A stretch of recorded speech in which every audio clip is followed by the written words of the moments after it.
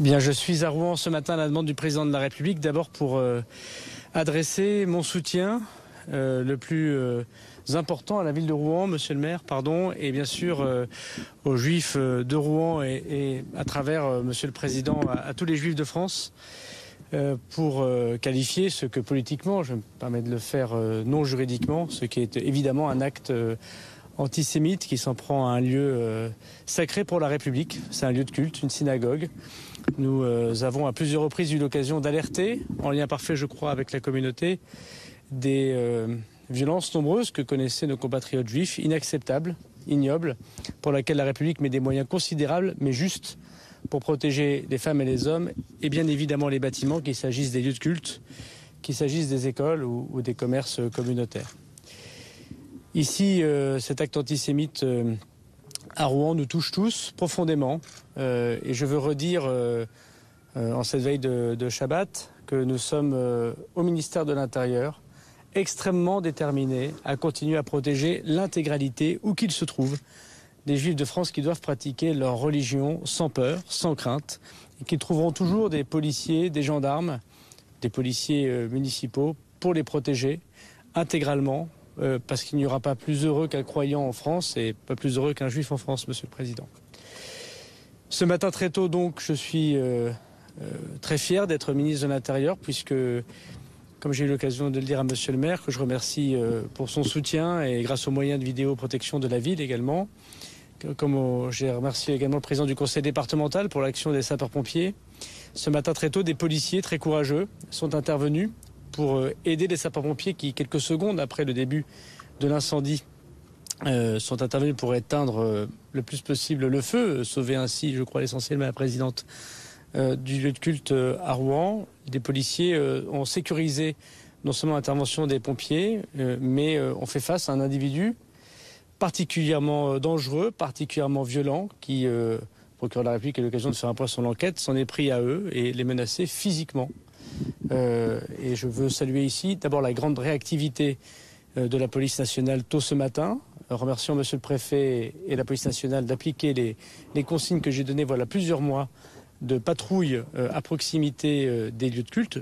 Ce lieu de culte n'était pas ouvert, ce qui expliquait pourquoi il n'y avait pas de présence physique, mais il est évident que même lors des moments où les choses sont enfermées sans personne, les patrouilles doivent rester extrêmement vigilantes, ce qui a été le cas très tôt ce matin ici à Rouen, et donc j'en félicite tous les représentants de la République d'application de ces instructions strictes.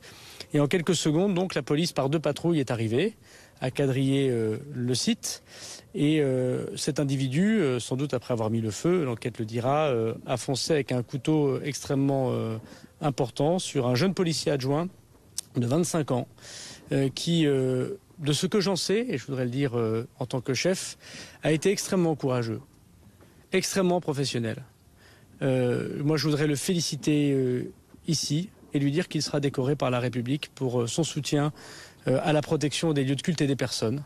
Il a fait usage de son arme administrative, et je veux dire qu'il a eu raison de le faire, parce que lorsque des policiers ou des gendarmes sont menacés de mort par des gens extrêmement dangereux, quand ils menacent la République, quand ils menacent les Juifs de France, quand ils menacent les femmes et les hommes qui habitent en France, ces policiers et gendarmes ont raison, d'après la loi, le code de déontologie de la police nationale, d'utiliser leurs armes et de ne pas hésiter à se protéger eux-mêmes et à protéger les autres. Ce que je veux dire, c'est que cette personne, dans sa vie administrative, est un citoyen qui n'est pas français.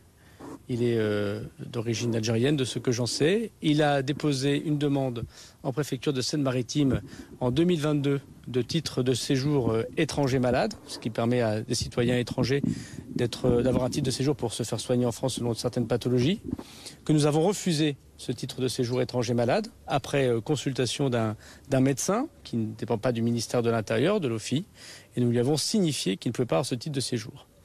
Il a alors fait l'objet d'un arrêté de reconduite à la frontière, même s'il n'est connu ni des fichiers de renseignement pour radicalisation, c'est-à-dire qu'il n'était pas fiché S, ni, je crois, en ce qui concerne le ministère de l'Intérieur, connu des services de police, mais je crois, monsieur le procureur, que vous avez précisé qu'il n'était pas non plus connu pour des faits de justice.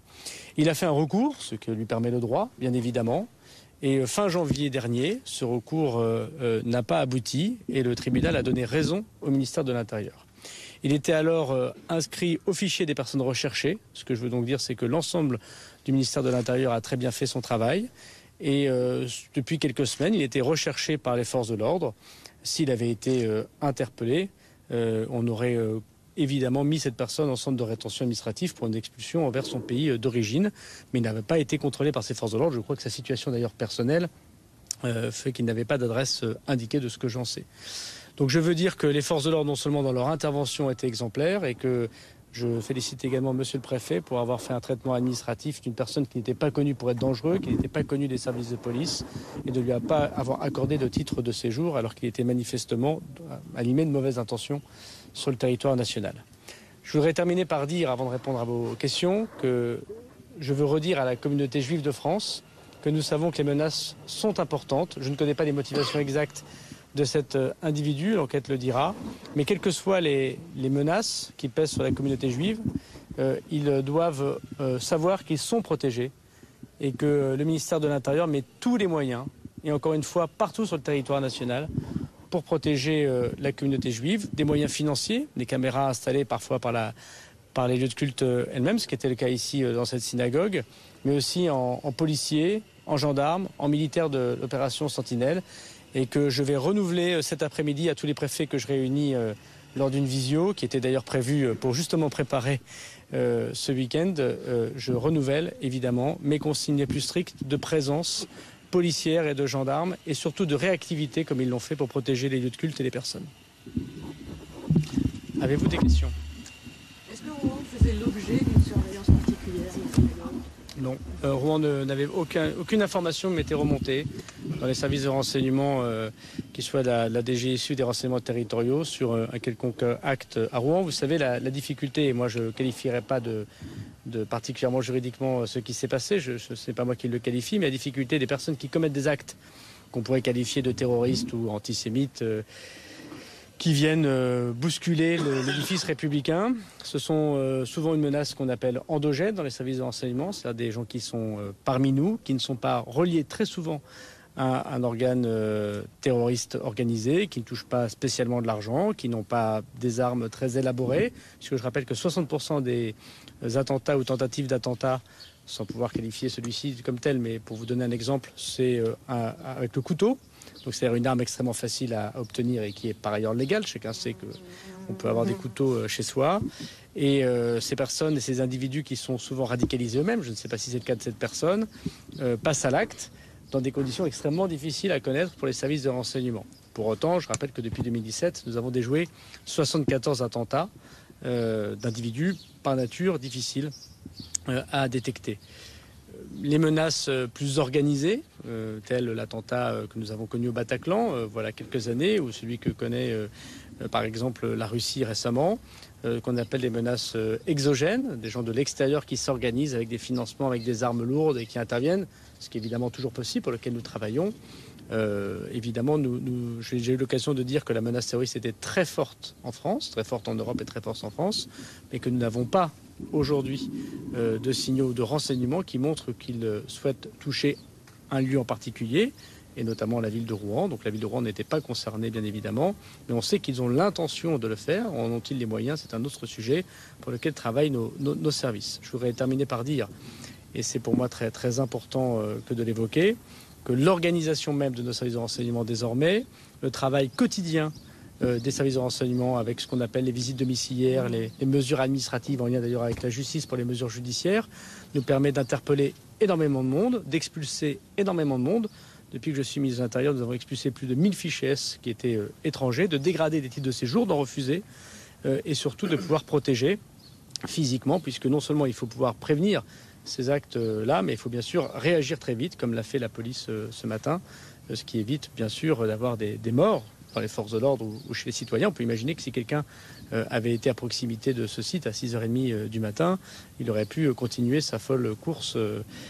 Et donc je crois que l'intervention des policiers a été salvatrice et que notamment ce jeune policier a sauvé des vies. Est-ce que la sous-direction antiterroriste a été saisie? Ce n'est pas à moi de répondre à cette question, c'est une question judiciaire et c'est au magistrat que d'y répondre. Est-ce que l'assaillant présumé était la cible d'une OQTF? Alors je pense vous avoir expliqué que nous avons refusé son titre de séjour pour étranger malade, que nous lui avons signifié un arrêté de reconduite à la frontière qu'on appelle un départ volontaire. La personne a 1 mois pour partir. Pourquoi ? Parce que quand quelqu'un demande un titre de séjour et qu'il n'est pas connu pour des raisons de violence, ce qui était le cas, il n'était connu ni des services de police, ni des services de justice, ni des services de radicalisation, je ne peux pas prendre un arrêt de reconduite forcée, mais je demande à ce que les préfets prennent un arrêt de reconduite volontaire. Il a 1 mois pour repartir, souvent d'ailleurs une partie de ces personnes repartent. Il a fait un recours contre cet arrêté. Le temps du recours est normal et c'est une démocratie, un état de droit. C'est prévu par nos textes. Et fin janvier dernier, on lui a dit non à son recours, qui a été un non évoqué par le tribunal administratif, donnant raison au ministère de l'Intérieur. Il a donc été inscrit depuis quelques semaines dans le fichier des personnes recherchées. Et les policiers et les gendarmes, comme ça se fait d'habitude, quand ils contrôlent des personnes, d'où l'intérêt des contrôles et des contrôles d'identité, ils auraient découvert lors d'un contrôle que cette personne n'était pas légalement sur le territoire national et aurait procédé alors à son expulsion. Ils n'ont pas contrôlé cette personne puisque vous avez compris que les décisions étaient extrêmement récentes.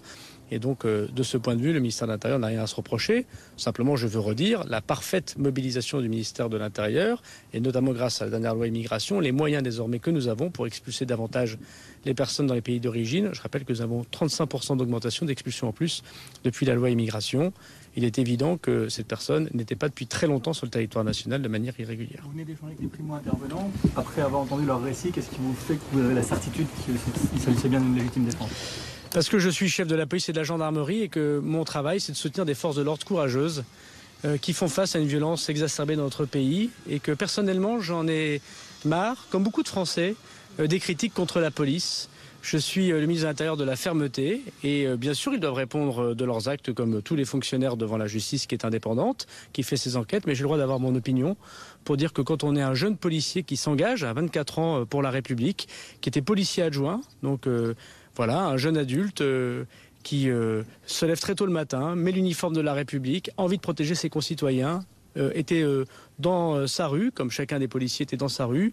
Je rappelle que d'ailleurs, il y avait dans cet équipage un chef qui a fait son travail de chef avec ses hommes et qui a, lorsque cette personne est arrivée avec un couteau à quelques centimètres de lui, utilisé son arme administrative. Je pense qu'il a fait son travail et que plutôt que, comme je l'ai pu voir depuis ce matin dans les déclarations, se poser des questions pour savoir pourquoi cette personne a été neutralisée par la police, on devrait féliciter cette personne. C'est pour ça que, ayant marre de ce procès systématique contre les forces de l'ordre, j'ai décidé désormais de décorer ce policier parce que je considère qu'il a fait son travail. Alors ensuite, il faut savoir que partout en France, les policiers et les gendarmes, dans d'autres circonstances souvent moins médiatiques, des violences intrafamiliales où les policiers et les gendarmes sauvent des femmes victimes de violences et parfois utilisent leurs armes contre les agresseurs, des personnes qui encore récemment en Normandie s'en sont pris de manière extrêmement sauvage à l'administration pénitentiaire.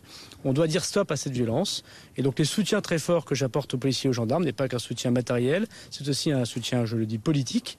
Ils font leur travail, ce sont des fonctionnaires qui pour pas grand-chose à la fin du mois, risquent leur vie tous les jours. Et moi qui ai souvent l'occasion de présider aux obsèques des fonctionnaires qui sont sous mon autorité, je ne suis pas lâche et je veux le soutenir parce que je ne suis pas un chef qui se met derrière en attendant des comptes rendus, je suis un chef qui se met devant pour protéger les Français. Il n'était pas présent là en face de nous aujourd'hui. La procédure est toujours en cours le concernant. C'est monsieur le procureur de la République qui s'est exprimé. Je fais toute confiance en la justice de notre pays. Il y a une procédure qui est normale et légale dans les textes. Je n'ai pas à la commenter, mais j'ai le droit d'avoir un soutien pour mes fonctionnaires.